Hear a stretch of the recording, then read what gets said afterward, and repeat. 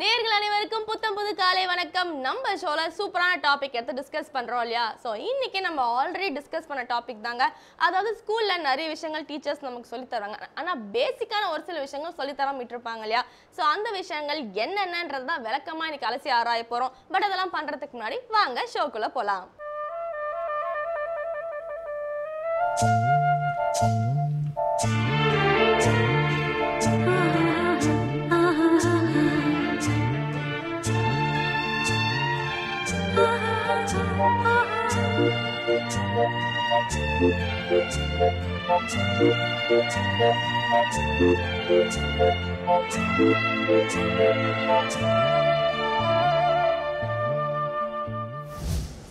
இன்னைக்கு ஃபர்ஸ்ட் நான் என்ன டாபிக் டிஸ்கஸ் பண்றேன் அப்படின்னு பாத்தீங்கன்னா லா. அதாவது சட்டம் வந்து குழந்தைங்களுக்கு டீச்சர்ஸ் சொல்லி கொடுத்தா ரொம்ப நல்லா இருக்கும்னு சொல்ல வரேன். அதுவும் எல்லா சட்டமும் சொல்லி தர முடியாது, பேசிக்கான விஷயங்கள் சொல்லி கொடுத்தா யூஸ்ஃபுல்லா இருக்கும்னு சொல்ல வரேங்க. சில ஸ்கூல்ல டிராஃபிக் ரூல்ஸ் அதுக்கேற்ற மாதிரி நிறைய லாஸ் சொல்லி கொடுத்துருப்பாங்க.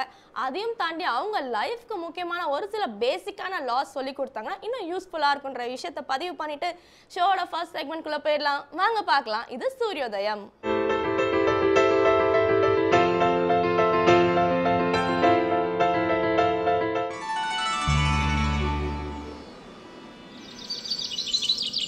இன்று 10/12/2016 சனிக்கிழமை, துர்முகி வருடம் கார்த்திகை மாதம் 25ஆம் தேதி.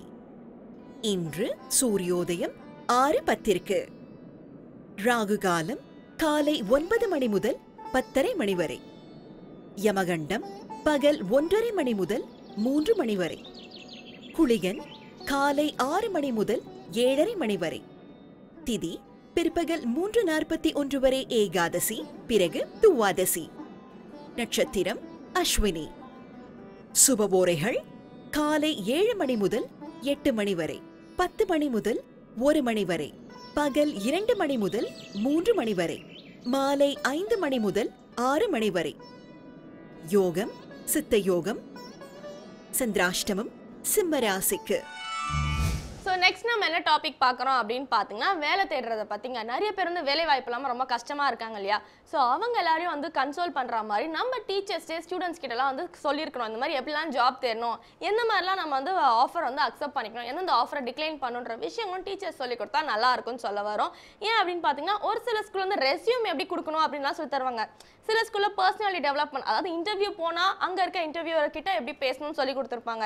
ஆனால் எந்த மாதிரி வேலையை சூஸ் பண்ணணும், நம்ம ஸ்டடீஸ்க்கு எந்த வேலை நல்லா இருக்கும், அண்ட் அது மட்டும் இல்லாமல் ஃப்ரெண்ட்ஸ் ஃபேமிலி எல்லாருக்கிட்டையும் வந்து ஜாப் ஆப்பர்ச்சுனிட்டிஸ் பற்றி பேசணும். ஏன்னா வந்து பார்த்தீங்கன்னா நல்ல வேலை ஃபர்ஸ்ட் வேலை எப்பவுமே பார்த்தீங்கன்னா நம்ம கனெக்ஷனில் இருக்கவங்க கிட்ட தான் வரும் அப்படின்ற மாதிரி ஒரு சைக்காலஜி ஸ்டடியில் சொல்லியிருக்காங்களாம். ஸோ உங்கள் ஃபேமிலி ஃப்ரெண்ட்ஸ் எல்லாருக்கிட்டையும் நல்லா வேவ் லென்த்தில் இருந்தீங்கன்னா அவங்க உங்களுக்கு ஜாப் ஆப்பர்ச்சுனிட்டி பற்றி தான் பேசுவாங்க, உங்களுக்கும் வேலை ஈஸியாக கிடைக்கும்ன்ற விஷயத்தை பதிவு பண்ணிட்டு அடுத்து நம்ம என்ன பார்க்க போகிறோம் அப்படின்னு பார்த்தீங்கன்னா லலிதாம்பிகைக்கு 1000 பேர்கள் கிட்ட இருக்கு. அதற்கான பேர் காரணங்களும் சோஸ்திரமும் சொல்ல இலக்கிய மேகம் ஸ்ரீனிவாசன் நமக்காக காத்துட்டு இருக்காரு. வாங்க பார்க்கலாம். இது ஸ்ரீ லலிதா சகஸ்ரநாமம்.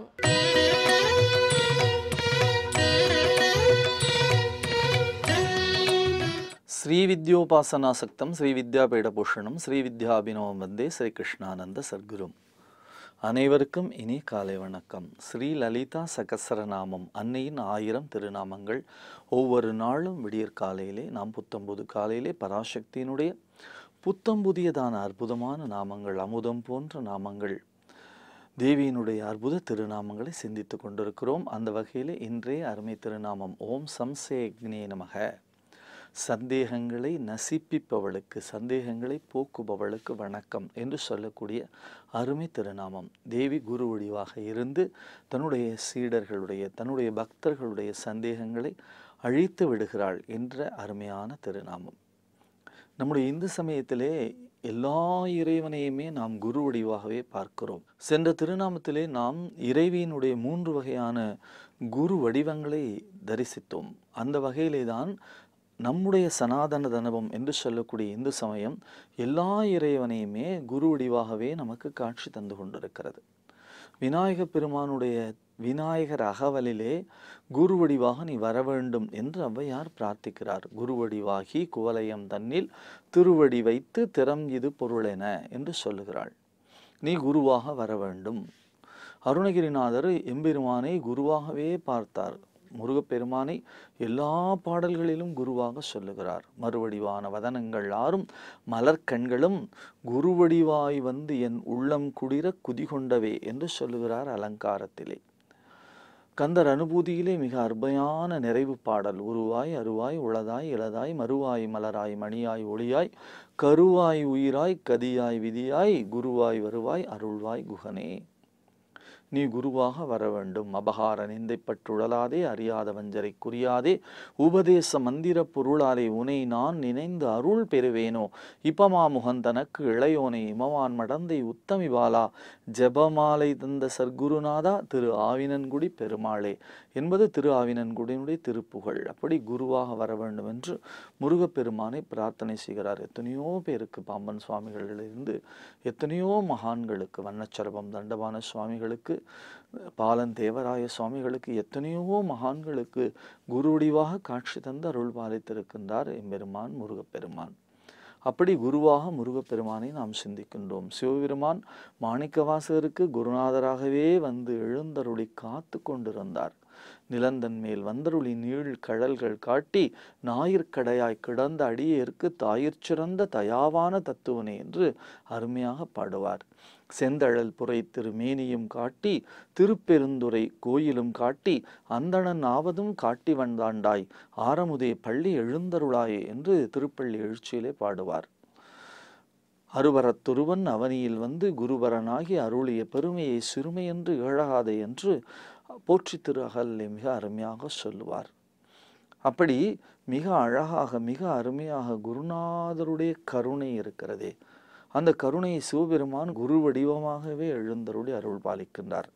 சிவபெருமானை தட்சிணாமூர்த்தியுடைய குரு வடிவமாகவே நாம் எப்பொழுதும் போற்றிக்கொண்டே இருக்கின்றோம். அப்படி சிவபெருமான் குருநாதர் வடிவிலே காட்சியளிக்கின்றார். மகாவிஷ்ணுவினுடைய குரு திருக்கோலம் தான் நமக்கு தெரியும். ஹயக்ரீவர். வசுதேவ சுதம் தேவம் கம்சச்சாணூரமர்தனம் தேவகி பரமானந்தம் கிருஷ்ணம் வந்தே ஜெகத்குரும் என்று சொல்லி கிருஷ்ண பரமாத்மா பகவத்கீதையை உபதேசம் பண்ணதுனாலே நமக்கு அர்ஜுனனுக்கு குருவாக, நமக்கு குருவாக காட்சி தருகிறார். அப்படித்தான் ஹயக்ரீவரை கல்வியினுடைய குருவாக நாம் பார்க்கிறோம். ஞானானந்தமயம் தேவம் நிர்மலம் ஸ்படிகாக்கிருதி மாதாரம் சர்வவித்யானாம் ஸ்ரீ ஹயக்ரீவம் உபாஸ்மகே என்று அவரை குரு வடிவாக நாம் பிரார்த்தித்து போற்றுகின்றோம். அப்படி கிருஷ்ண பரமாத்மாக வந்தாலும் ஹயக்ரீவராக வந்தாலும் கூட குரு வடிவமாகவே எழுந்தருளி மகாவிஷ்ணு அருள் பாலிக்கின்றார். இப்பொழுது சபரிமலையினுடைய சரண கோஷம் எல்லோ இடத்திலும் சுவாமியே சரணமையப்பா என்று போற்றி புகழ்ந்து பரவி கொண்டிருக்கிறதே, அந்த தர்மசாஸ்தா குரு வடிவாகத்தான் சபரிமலையிலே யோகமுத்திரையோடு கூட எழுந்தருளி அருள் பாலிக்கக்கூடிய காட்சியை நாம் காண்கின்றோம். குருநாதர் என்ன சொல்லுகிறாரோ அதை கேட்டுத்தான் அங்கே எல்லா செயல்களையும் செய்ய வேண்டும் என்று சொல்லக்கூடிய கட்டாயமான குரு வழிபாட்டு முறைதான் சபரிமலையினுடைய அடிநாதமாக இருக்கும். குருசாமி குருசாமி என்று அந்த சபரிமலைக்கு அழைத்து செல்லக்கூடியவருக்கு அவ்வளவு பெருமை உண்டு. 18 மலை போனார், 20 மலை போனார், 50 மலை போனார். எங்கள் ஊரில் திண்ணப்ப சுவாமி என்று இருக்கிறார், அவர் 70 மலைகள் சென்றிருக்கிறார். அவ்வளவு பெரிய குருநாதர் அவர். அப்படி குரு வடிவமாகத்தான் நாம் தர்மசாஸ்தாவை பார்க்கிறோம். நம்முடைய தமிழ்நாட்டு ஆலயங்களிலெல்லாம் ஐயனாராக எல்லா இடத்திலும் எழுந்தருளி அருள்பாலிக்கக்கூடியவன் அங்கே சபரிமலையிலே குரு வடிவமாக எழுந்தருளி இருக்கிறான். அப்படி அந்த குருசாமி, அந்த கன்னிச்சாமி போய் என்ன செய்கிறார்? குருசாமியை என்ன நினைக்கிறாரோ அப்படி அவர் என்ன சொல்லுகிறாரோ அதை கேட்க வேண்டும் என்று அவர் பின்னாலேயே சென்று சென்று சேவைகள் செய்ய கற்றுக்கொள்கிறார். அது ஒரு குருகுல வழிபாட்டு முறையாக நமக்கு கிடைக்கிறது. அப்படி அந்த ஐயப்ப திருக்கோயிலுக்கு செல்லக்கூடிய மிகப்பெரிய வழிபாட்டு முறை.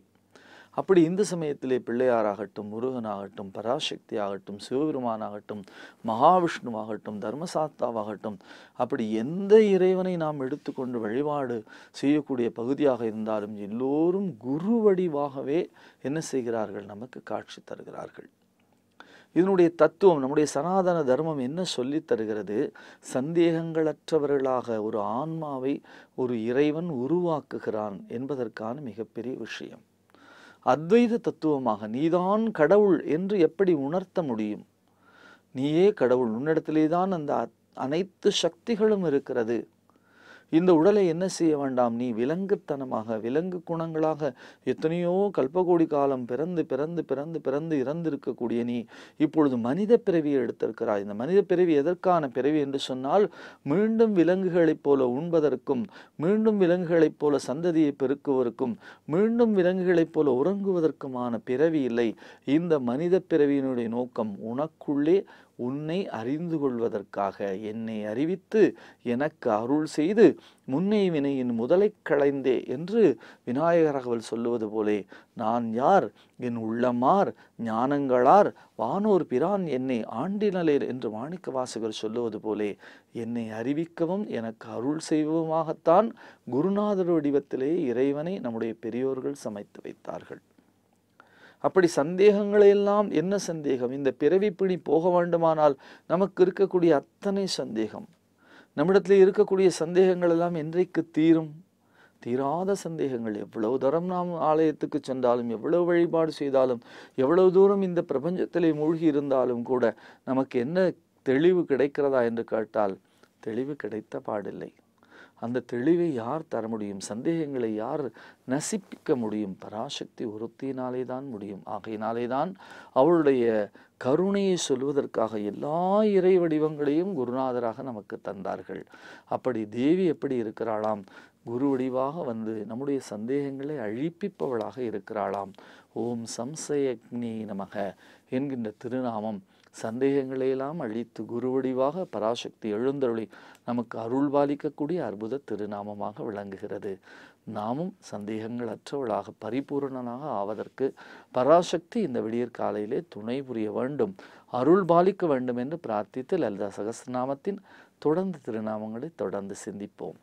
நாளை சந்திப்போம். நன்றி, வணக்கம்.